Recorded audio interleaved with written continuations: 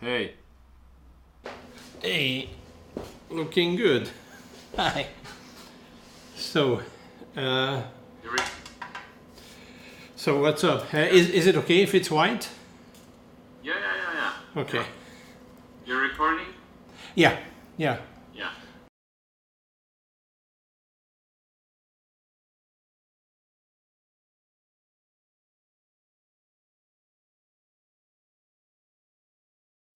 You met your second wife in America. She was Canadian. Yeah. Yeah. Can you tell me how Yeah. you met her? It was after I finished last film school. NYU. We got a job. We did a commercial for Nike. It was a piece of shit of a commercial about, a sneaker running around in, I don't know, Chinatown of New York City. Well, I mean, usual bullshit. Yeah, but anyhow, as we were shooting, there were some people in it, of course, as well, not only the sneakers.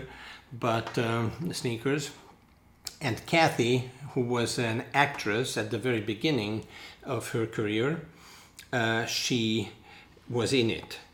Kathleen Gatti. She's a recurring star of, which is of course a piece of shit of a soap opera, sort of. It's not a soap opera, it's sort of a soap opera like series called General Hospital, I guess it's called.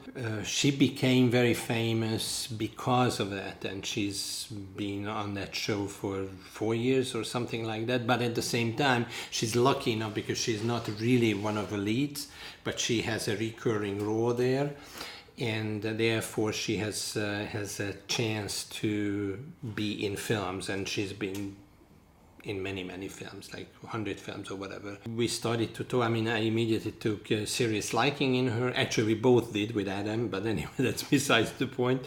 But I got the lucky one. Already on the set, when we were working, she asked me, listening to my accent, but could not be able to place my accent. She asked me about where I was from, and I said I'm from Europe, because I was always very much sort of ashamed, not to be a Hungarian, but to have come from a communist country. Not even ashamed, that's not the right term, because I had always been very much of a leftist in a way, though at the same time I knew that that kind of communism is not my type of a communism, of course. I did not like the way they always reacted to it, because as soon as I said I'm from Hungary, they said, oh yeah, so you're from a communist country. Yeah, I am from a communist country. And do you have a fridge there, a refrigerator? Or do you have to use rubles, which is of course the Russian currency, was the Soviet. And do you have to speak, I mean, you have your own language, or you have to speak Russian? So I never really wanted to answer all those stupid questions. So very soon I realized that it's a lot easier if I just say that I'm from Europe, which is a very cocky kind of answer. No one liked it. Everyone thought I was an asshole saying that. But I would rather take that as a risk. So that's what I told my wife, who later became my wife, second wife. I said, yeah, I'm from Europe. And she said, oh, really? I mean, I thought you were an African or something. I said, no, I'm a European, but let's just leave that as it is.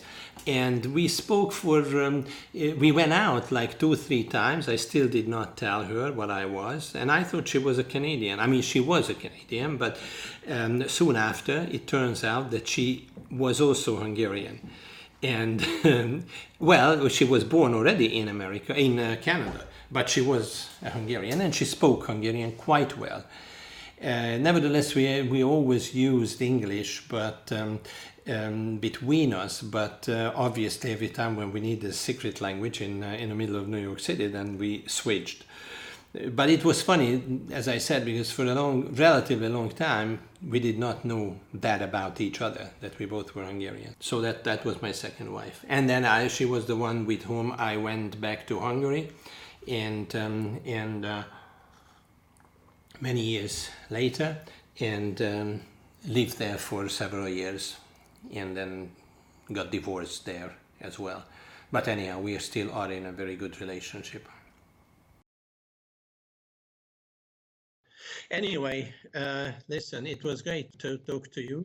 It's gonna be good, and then we'll be in contact. Take care, man. Ciao, ciao.